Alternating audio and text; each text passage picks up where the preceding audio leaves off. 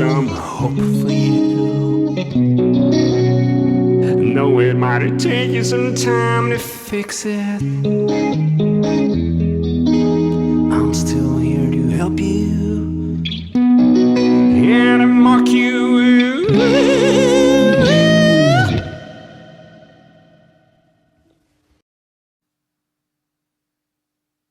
Oh my gosh, what were you thinking? You're such a pussy hat! Phew, it's nice to get rid of that guy.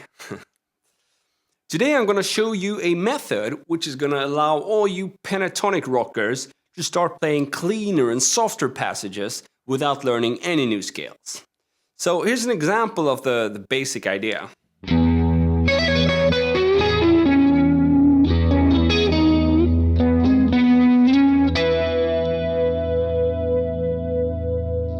Now, using a simple method of thinking, you can have a lot of fun and you can jam away the hours, you know?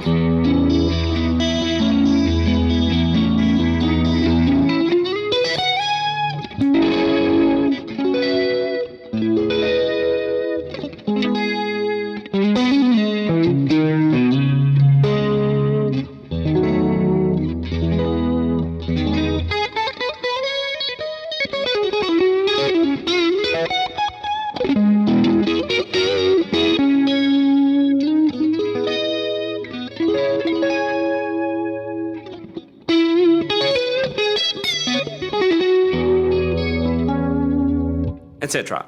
Now you might be asking yourself, so okay, what's simple in this? You know, that doesn't look very simple, huh? But the theory part is dead simple. Let me explain it to you. So we're playing the E major pentatonic scale. Now you'll notice this one looks exactly like the E minor pentatonic scale, except we've moved things down 3 frets. Now to add some spice to the scale, we're gonna add 2 notes. And that technically makes it an E major scale. But who cares? You might be thinking, hey, those are not 2 extra notes, there's a whole bunch of notes in there.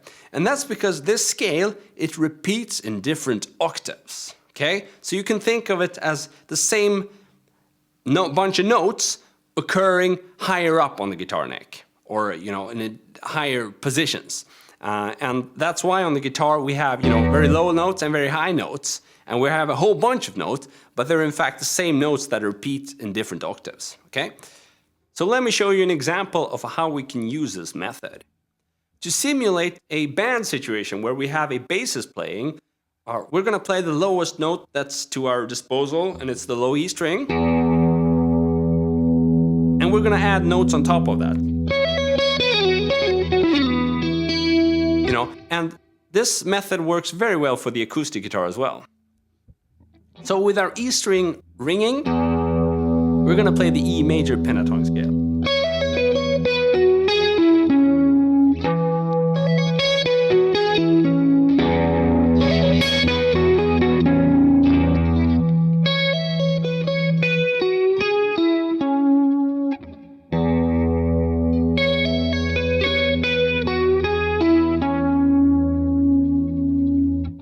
Pretty much a standard blues lick, but it sounds quite different, as you probably notice, when we're playing it in the E major pentatonic scale as opposed to the E minor.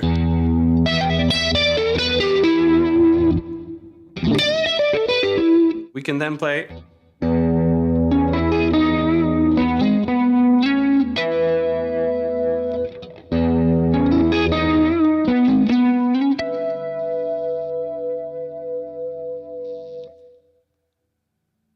now in this part, we're adding one of those extra notes I spoke about.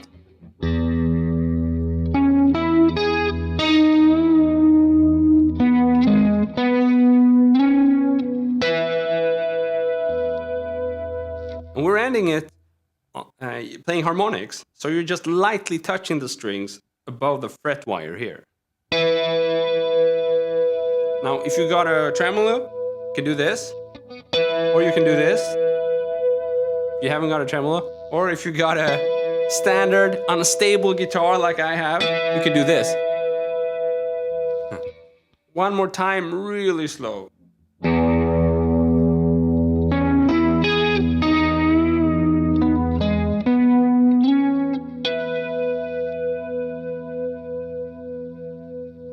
Okay, so what am I gonna do with this knowledge, I hear you think? Well, you could become a pussy and start playing softer music, or you could use it in your heavy music, because a lot of time we get that heavy sensation when there is a transition from soft parts to heavy parts. But basically what's happening when you're letting the low E string ring in the background and adding notes on top of it is that you're experimenting with a lot of different chords and chord voicings, but without really caring about the theoretical names. Because a lot of times we get scared about, E major 7th, add, blah, blah, blah, suspend, blah, blah, blah, But those chord names, they're just happy accidents of, play of actual music.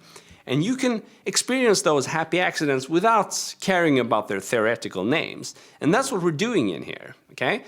So let me give you an example.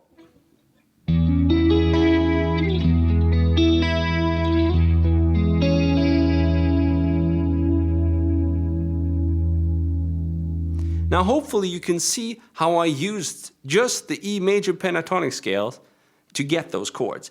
And there are millions of versions or variations of this. And if you add those extra notes from the E major scale, then there's even more millions of millions. So this could be an opening door to jazzier playing, without having to go through all that jazzy theory. So it's a lot of fun. I really recommend you jam around with this stuff.